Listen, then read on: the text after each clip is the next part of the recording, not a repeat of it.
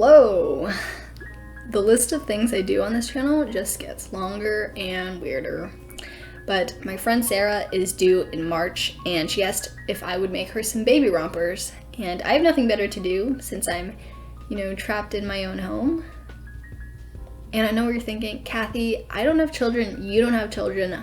Why am I watching this video? Why are you making this video?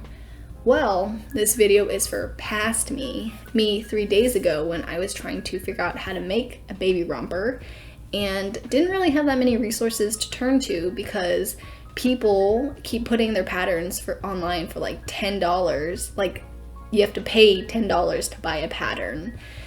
And people would make YouTube tutorials and not include their measurements. So today I'm going to be giving you patterns, measurements, that is if you're making this for 3 to 6 months, step-by-step guide on how to make baby rompers.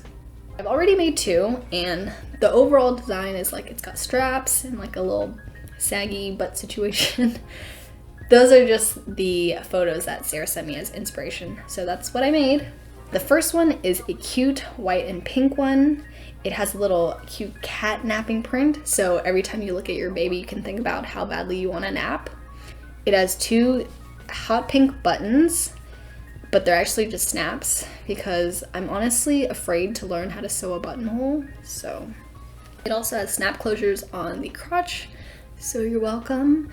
And on the back, it has a crisscross with ruffles, so super cute.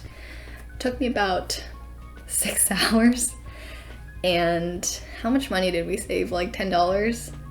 But I actually really did enjoy sewing this. It really was stimulating for my brain to figure out the pattern and all the problems that came with it. So seriously, if you need something sewed, call me.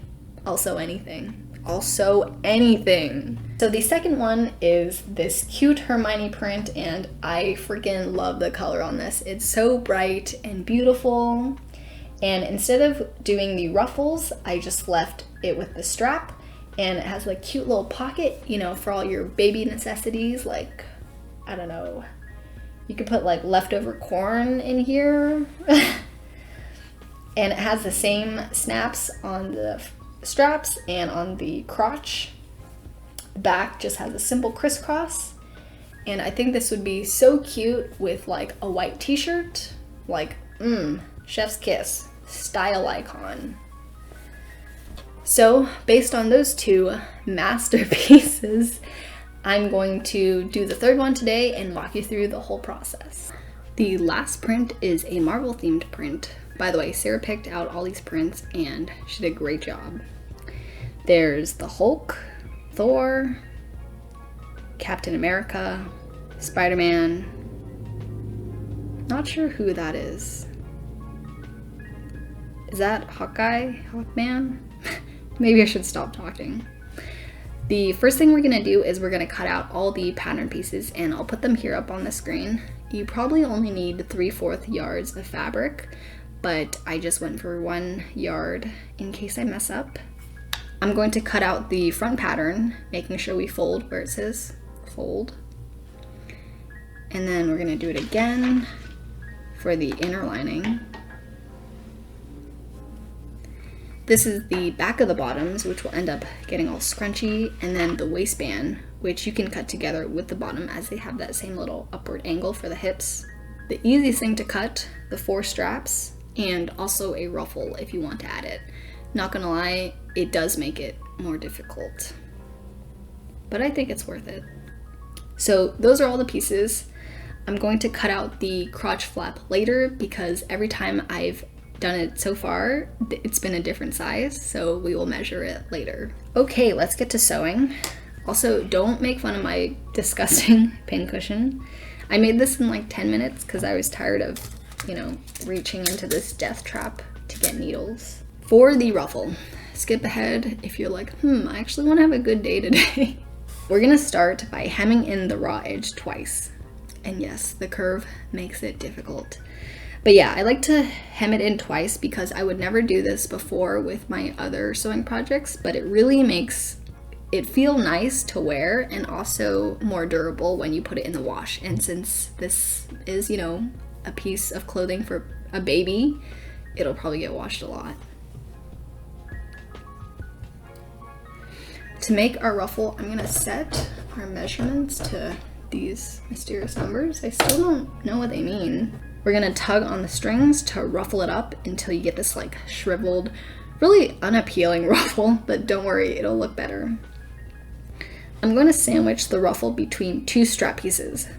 So pin those together and be patient with this. It's probably the hardest step.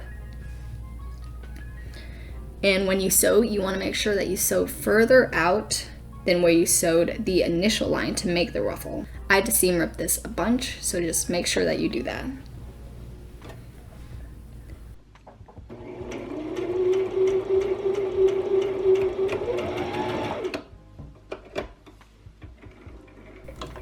I'm going to cut off the corners and turn it inside out. Now we just have to top stitch to finish the straps.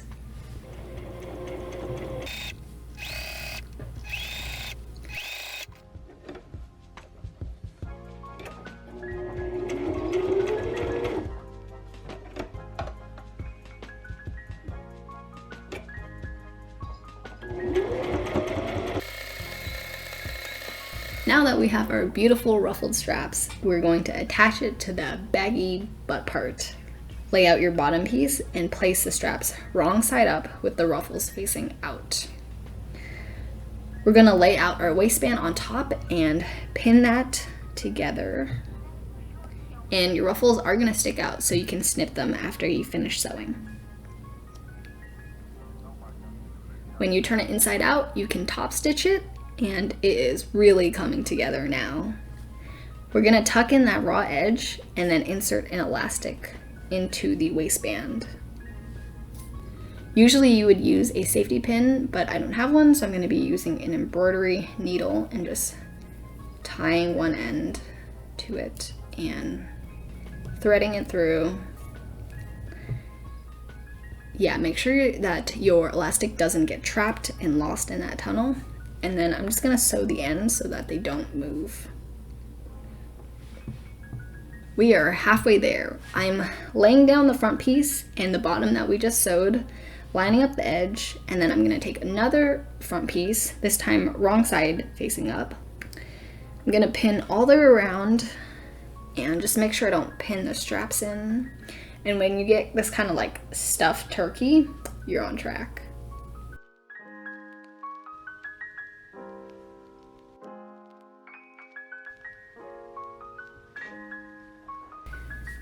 Okay, get ready for all your hard work to pay off because we are flipping this baby inside out. Well, this baby romper.